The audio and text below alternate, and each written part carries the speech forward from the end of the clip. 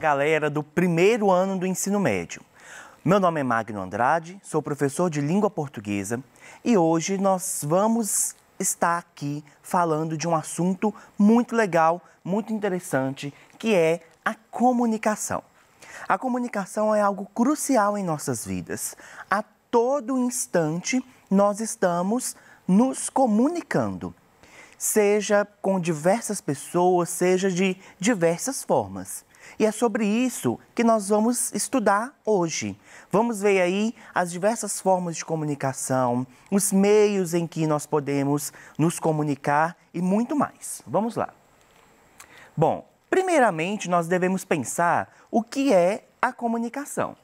A comunicação é um processo que envolve a troca de informações entre dois ou mais interlocutores.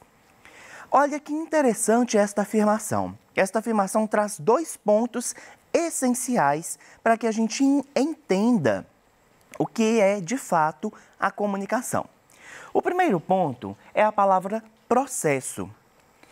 Esta afirmação diz de processo porque a comunicação ela pode acontecer de diversas formas. Ela é um processo, mas que ela não acontece de uma só forma ou de um só jeito. Ela pode acontecer de várias maneiras.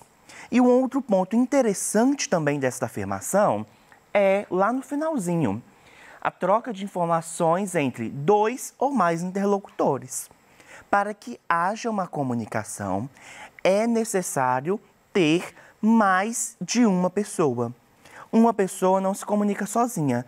Por quê? Para que haja comunicação, precisa de ter um outro para que eu me comunique com ele.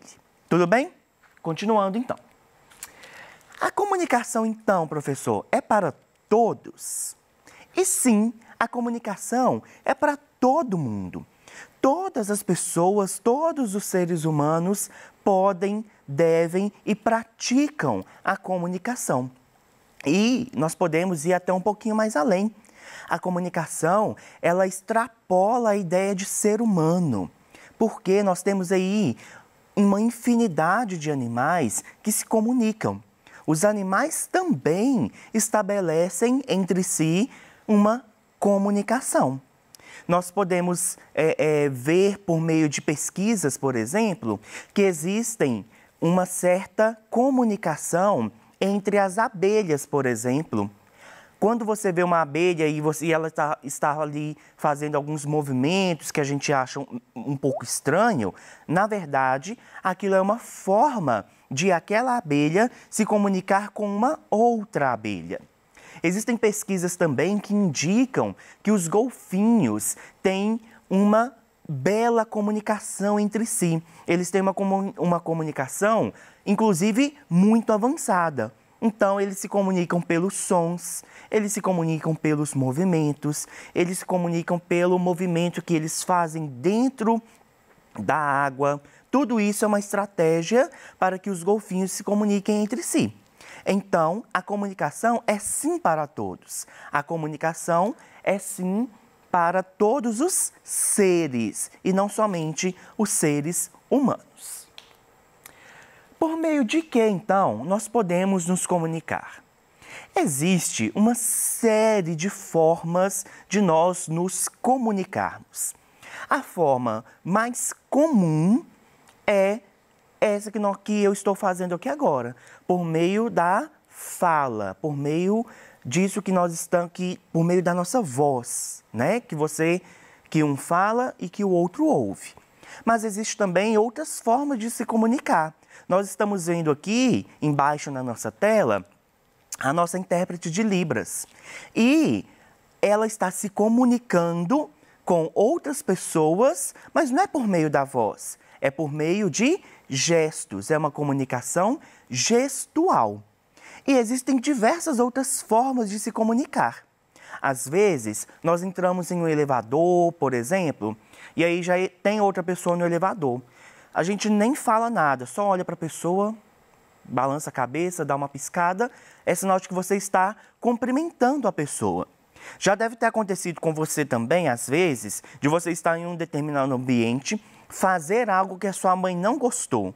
E aí a sua mãe, ela não te fala nada e ela não te xinga, ela só dá aquela olhada. E aquela olhada você já sabe que você fez algo de errado. Isso também é um meio de comunicação. E também nós temos aí diversos meios digitais, diversos meios tecnológicos que nos permitem comunicar. A comunicação ela pode acontecer de muitas maneiras. Em tempos pretéritos, ou seja, lá no passado, a comunicação acontecia por carta, a comunicação poderia acontecer por sinais de fumaça. Então, a gama de oportunidades e de formas de comunicação, ela é gigantesca. Continuando. A comunicação pode ser síncrona ou assíncrona. Mas o que é isso? Que palavras são essas? A palavra síncrona, ela nos lembra de sincronia. Então, a sincronia, ela ocorre quando quando as coisas estão acontecendo no mesmo tempo. Em língua portuguesa, é muito comum, quando nós temos uma palavra que começa com a letra A, que esta palavra esteja em negação. Por quê? A letra A, em muitos casos, pode denotar negação. Por exemplo, normal e anormal. Quando a gente fala que algo é anormal, é sinal de que algo não é normal. E acontece a mesma coisa com a palavra síncrona e assíncrona. A comunicação síncrona, então, é aquela em que há uma sincronia, em que está tudo sincronizado. E a comunicação assíncrona acontece quando as coisas não estão em sincronia, ou seja, não estão sincronizadas. Vamos ver melhor o que é cada uma delas.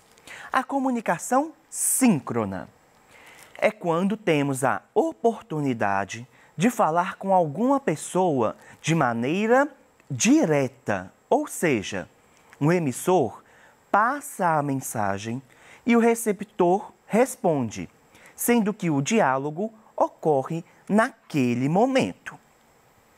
A comunicação síncrona, então, ela acontece entre duas ou mais pessoas, como nós já vimos, e ela acontece quando essas pessoas estão no mesmo tempo e no mesmo espaço, promovendo um diálogo.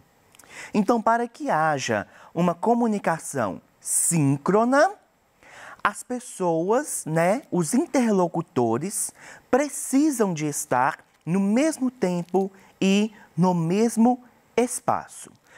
Isso é sinal de que essa comunicação ela está sendo sincronizada, ela está em sincronia, acontecendo no mesmo momento. Já a comunicação assíncrona, como nós vimos então, assíncrona quer dizer que não é sincronizado. A comunicação assíncrona é a que está desconectada do tempo e do espaço.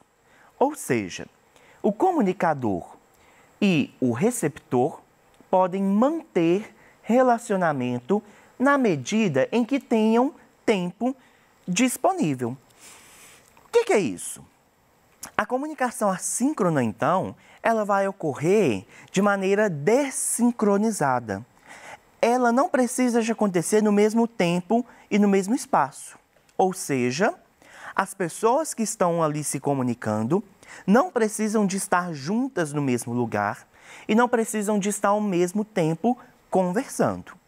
Isso acontece muito nas redes sociais. Então, o WhatsApp, o e-mail, o SMS, o Instagram, o Facebook, o Twitter e diversas outras redes sociais que nós temos aí, elas funcionam como um meio de comunicação. Beleza. Elas, então, são ferramentas para que haja uma comunicação. Porém, essa comunicação estabelecida nestes meios não é uma comunicação síncrona. Ela é uma comunicação assíncrona, porque as pessoas que estão conversando não estão no mesmo tempo e no mesmo espaço. Professor, mas eu posso conversar pelo WhatsApp com um amigo meu e ele me responder na hora. Isso não seria, então, uma comunicação síncrona? Não. Por quê? Porque a comunicação síncrona precisa de estar em sincronia essas duas questões, o tempo e o espaço. Por quê? Vamos voltar aqui na tela anterior. No finalzinho dela diz que o comunicador e o receptor podem manter o relacionamento na medida em que tenham tempo disponível. Então, mesmo que você esteja ali conversando naquele mesmo momento com o seu amigo, respondendo ele ali no WhatsApp, por exemplo, você pode deixar o WhatsApp ali, fazer uma outra coisa e depois voltar e continuar aquela conversa. Porque as redes sociais, essas que estão aqui, né, os meios tecnológicos, eles permitem que você mantenha aquela comunicação quando você tiver tempo, quando você tiver disponibilidade. Tudo bem, gente? Tranquilo até agora? Vamos continuar então. Bom, o importante então é comunicar. Afinal, toda comunicação tem uma intenção. Isso é primordial. Toda comunicação que você estabelece em sua vida, ela tem uma intenção. Talvez você pode pensar, mas eu estou aqui só conversando com meu amigo, não tem intenção nenhuma. Mas talvez tenha ali uma intenção de distração, tenha uma intenção de você pedir um conselho, tenha uma intenção de você dar um conselho, tenha uma intenção de você comentar ali o que aconteceu na escola naquele dia. Às vezes, quando você vai se comunicar com algumas pessoas com a intenção de convencer ela a te deixar fazer algo, ou convencer ela de que o seu ponto de vista é o melhor. Ou seja, existe sempre uma intenção por trás dessa comunicação. Tudo bem? A gente deve pensar a palavra intenção não no sentido de que é algo malicioso, que eu estou fazendo algo por interesse, mas no sentido de que realmente toda comunicação ela tem um objetivo. Beleza? Continuando então. Uma das formas de sabermos a intenção de um texto é reconhecendo o gênero textual. Nós já vimos aí em algumas aulas a diferença de tipo textual para gênero textual. O tipo textual, ele existe e ele é limitado. Nós trabalhamos normalmente com 5 tipos textuais: narrativo, descritivo, expositivo, injuntivo e dissertativo argumentativo. Esses são 5 tipos textuais que nós trabalhamos comumente. Mas os gêneros textuais, eles são infinitos. Nós não temos como contar, como saber quantos gêneros textuais existem. Por quê? O tipo textual, ele é fixo, ele não vai mudar. Ele é aquilo ali e pronto. Um narrativo é narrativo e pronto, não muda. Um expositivo é expositivo e pronto, não muda. Porém, um gênero textual, ele existe de várias maneiras e ele é muito, né? Ou seja, existem vários, porque ele muda de acordo com a demanda social. Então, alguns anos atrás, a carta era um gênero um gênero textual muito utilizado pelas pessoas. Só que as coisas foram evoluindo. Então, a carta deixou de ser um gênero tão utilizado e aí ela foi substituída por um outro gênero, que era o fax, que talvez vocês nem lembrem o que é, mas que era uma outra forma tecnológica também de se comunicar alguns anos atrás. E aí nós já tivemos uma outra evolução, porque a sociedade demandou isso. Então, a carta que tornou-se fax, agora virou um e-mail.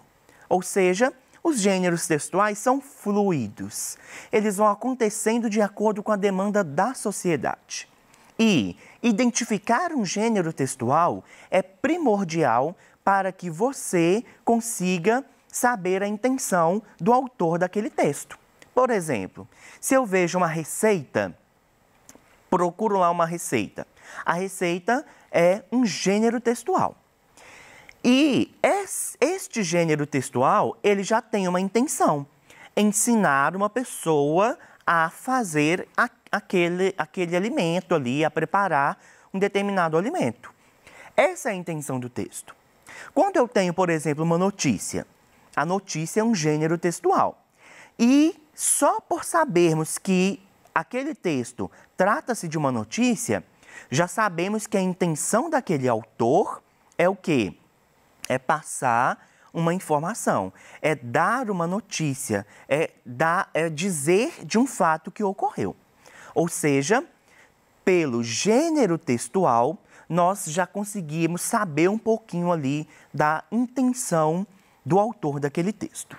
E aí eu quero perguntar para vocês: vocês sabem para que serve uma resenha? Já pensou aí o que seria uma resenha? Resenha, já logo adianto, não é aquela festa de fim de semana que nós poderíamos fazer porque estamos em momento de pandemia, de quarentena e não devemos fazer neste momento. Mas não é isso que é resenha. A resenha, ela é um gênero textual usado para descrever e analisar uma produção. Livros, filmes, novelas, peças teatrais, entre outras coisas. Então, existe ali uma produção artística, por exemplo, um filme que foi lançado.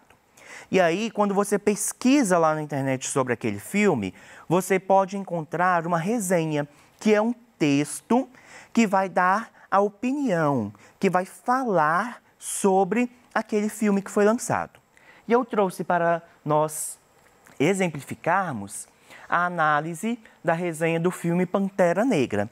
É um filme de sucesso aí, que foi lançado há algum tempo atrás e que veio muito à tona porque o personagem principal, né, o ator que fazia o personagem principal do filme, ele faleceu há pouco tempo.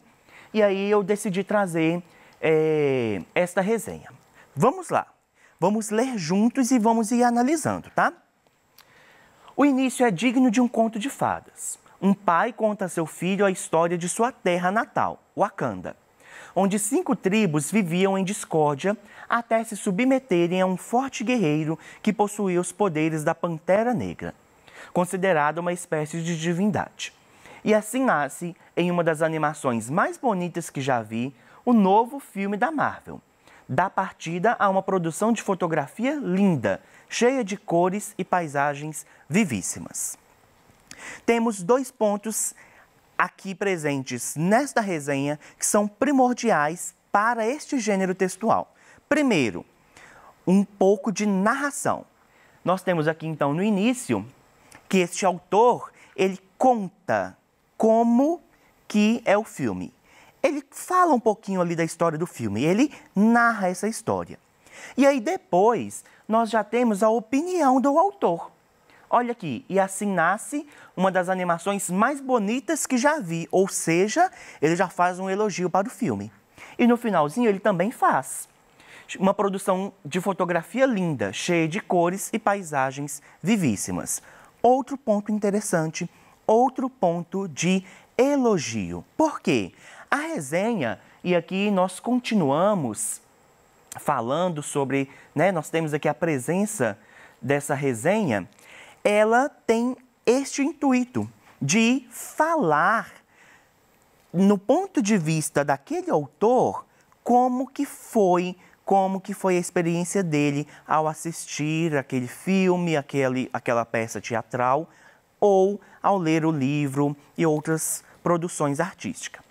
No finalzinho nós temos aqui, olha, já era tempo de Hollywood realizar uma produção em que não só a maioria dos atores são negros, como também a maior parte da equipe. Então nós temos aqui, finalizando essa resenha, mais um elogio à Marvel, pelo fato de ela dar lugar de visibilidade às pessoas negras, criando um filme em que os atores, em sua grande maioria, são negros e os produtores desse filme também são negros.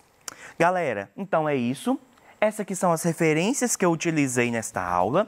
Muito obrigado por você estar aqui presente comigo em uma comunicação assíncrona. Lembre-se disso, que a nossa comunicação aqui é assíncrona. E até a próxima aula. Tchau, tchau!